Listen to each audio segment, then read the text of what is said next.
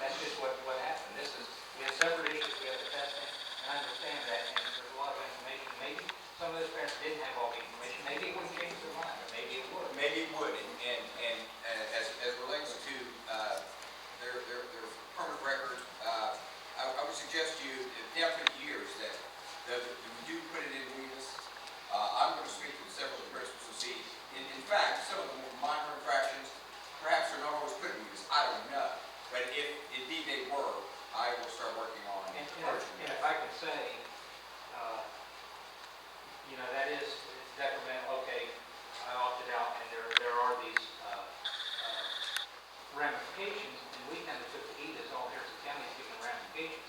Well, a county like Wayne County, they didn't give those ramifications, but yes, they did. It didn't hit the newspaper as they did, but guess what? They used that as the basis for the National Honor Society. So everyone that opted out can't be in the National Honor Society. Now that doesn't hit the, we take the beating for it because we did that. Down there, they did it a different way, which was, I think, worse. And I just like to add one more thing.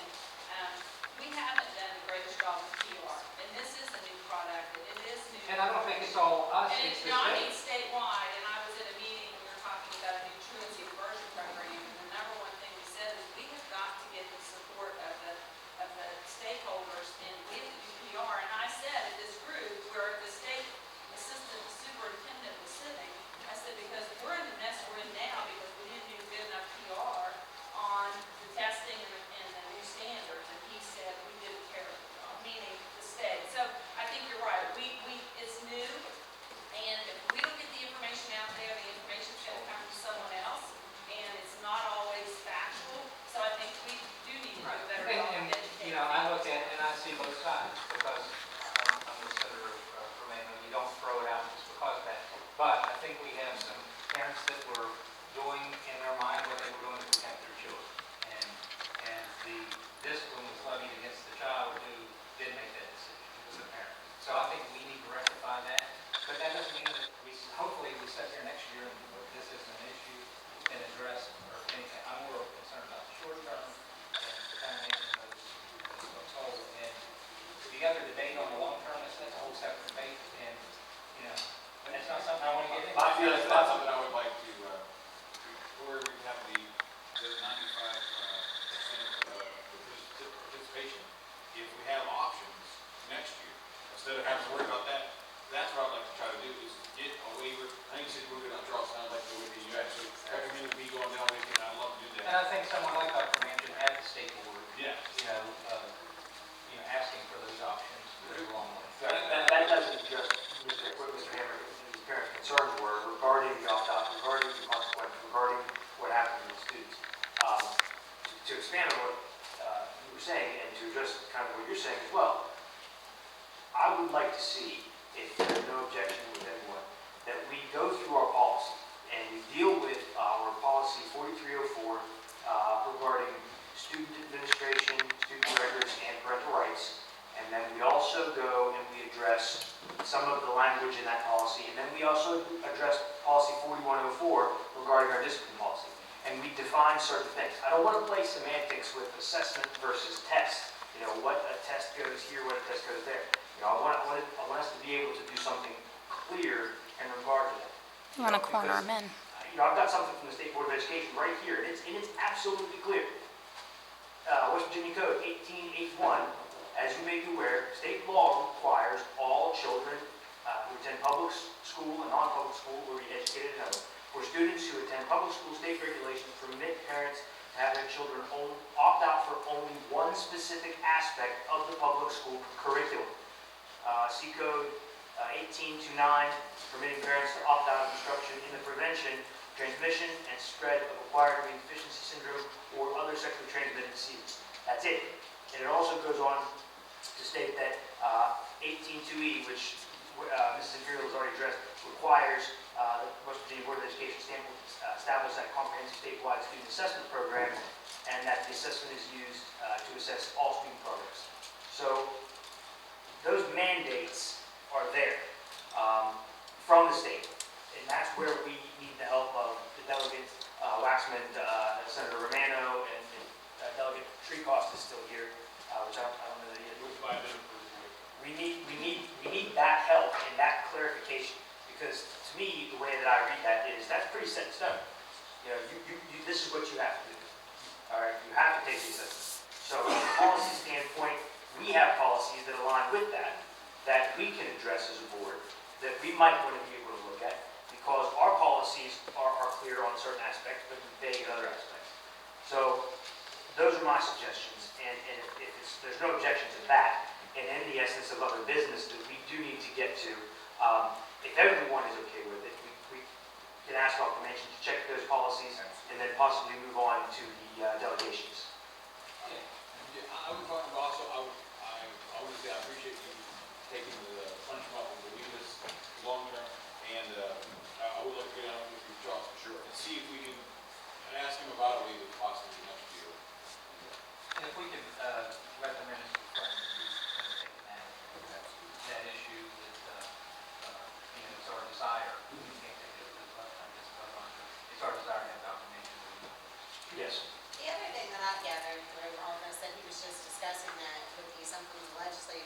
should look at.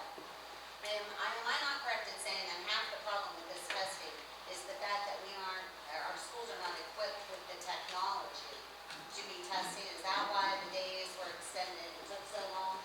Yeah, unless you have a one-to-one, like a computer for every student, when you put a book in front of them, everybody got a book, and you did 700 students the same week.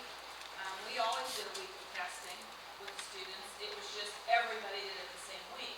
If you don't have a one-to-one, then I use it this week, and you're gonna use it next So week. it is the lack of technology. But we Maybe are that's something probably- we can look at, that every. You also that, can't use these a tests Mac come computer. around, It has to be a that PC. computers are provided to every student. And we probably Whether have it's the most, basic, we have 8,000 technology pieces or something. We probably have one of the most, the best ratio in the state. So we felt blessed that it took us that many days. So I don't know. Well, and that's what my understanding was, is that the length of time, like a lot of our cards share what they call a computer, like one of the Apple cards or one of the computer cards that go from classroom to classroom. Maybe the state itself and the State Board of Education could come up with a concept similar to that, where you're rotating through the school so that every student has a computer, almost like a paper test, whether it's through Apple or whether it's through Microsoft. But that's a good idea to keep our kids back in the classroom. Back to what you were saying about the block system, the block scheduling. When you go to a block, that's 90 minutes instead of 25. So it's basically 2 classes that you miss out on. So in the 5-day period, it's 10 class days, right? Is it? But the testing, well, yeah, because the That's testing. okay. And I think that's where maybe But that's people. paper and pencil, they would lose 5 days. Yeah, but the only thing I wanted to bring up was the fact that I think technology, not that we're lacking in it, but I think that was the big issue that causes the testing to go on for so long. My other question is also that I heard, and a rumor, or not really a rumor that was spoken of, that I don't have a clear understanding, is the national database and federal that follows these students. What exactly, can you explain that to me, the myth and what they're speaking of? Because I don't quite understand that. First of all, the only information a student enters when they walk on the test is their first name and the student ID. That's it. Now, of course, because their student ID is there, that references the information that they gave us. But the state has assured us, and the federal has assured the state, that none of that information could be administrated or anything else. If there is any data shared at the national level, it is not student specific. It is cumulative data used to evaluate states, grades, subject areas, that type of thing. It's not a forever maintained really set of how to deal with the smart house. That does not exist. It should not exist. The state hired a data governance attorney. They have a whole department that is there specifically for privacy, specifically for writing the contracts with Smarter Balance to say, you can't access this, you can't have this, you can't share this. So privacy is a big deal, and, See, there's once a you lot get of laws. communication with they are all talking about, the way you're explaining this to me, our parents need to be explained that. Next time, maybe this is something we need to take an initiative on, because I'm sitting here thinking, I didn't know that, and you're explaining it to me very well. I just wish that our Just teachers because and it's our in a parents contract are does not like mean that it cannot be privacy hacked. testing. So then maybe we don't have all these crazy issues and unanswered questions. Well, the interesting thing, I wanna know that. is we took West Test 2 online last year, and every student had to log in, and everybody was on a computer. And because there wasn't any other ruffles out in the public, there wasn't any question that they're not doing any more than what they did before. So I guess we made a poor assumption that we needed to I think explain more. testing is sort of electronic for decades. Yeah. We made publisher testing on things that have this information to students for decades. It's never been an issue. Now that we've got testing on and the scoring is on, also now it's an issue, whereas we want to all the time. But you're right, we're in the job of educating, and not just our students. We have to educate the community and families on these things. And I think that's all people were asking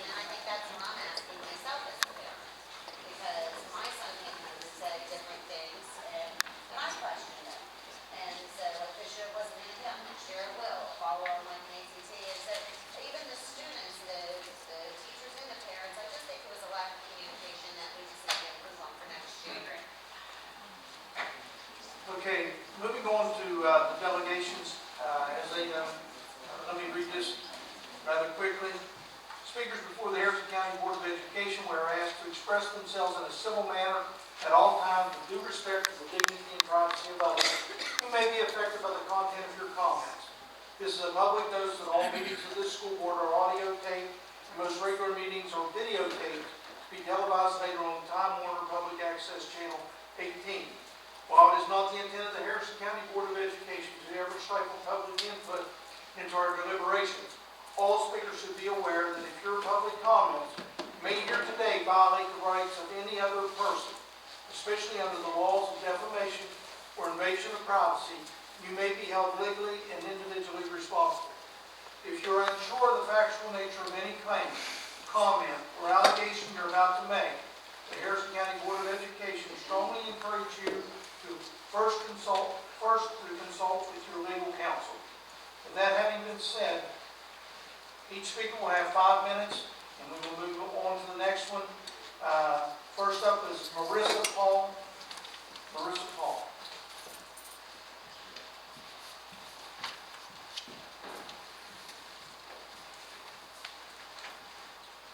Hello. I do appreciate you allowing me to speak.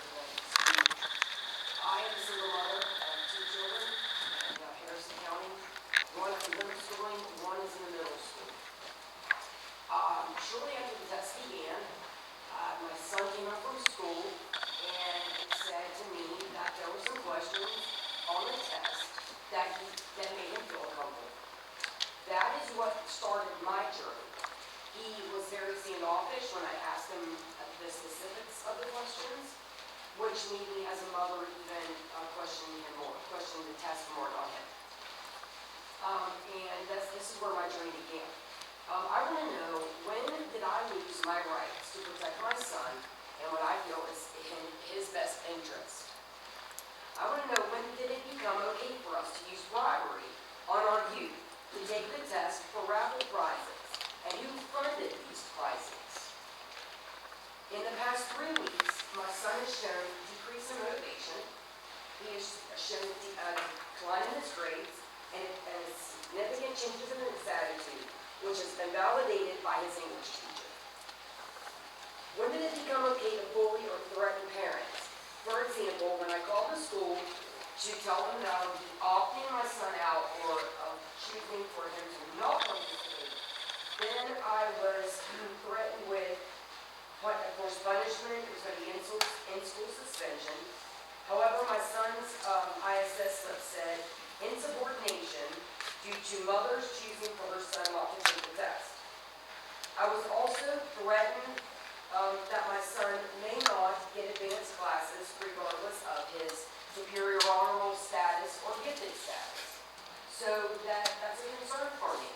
I want to know that now that I've offered my son out of the test, where do we stand as far as his advancement? You know, he's a superior honor roll child. He isn't gifted. Where does this leave him now? I am asking to please remove all punishments of our children now. My son will be serving ISS tomorrow for missing his test today, so it still can be stopped. I'm asking to please stop all punishments now. Please remove them from our records now. This test, in my opinion, is not a good indicator of how well the students and or teachers are achieving. I also feel it's a waste of good life. Thank you. Thank you for speaking. Next up is Amy Zanino.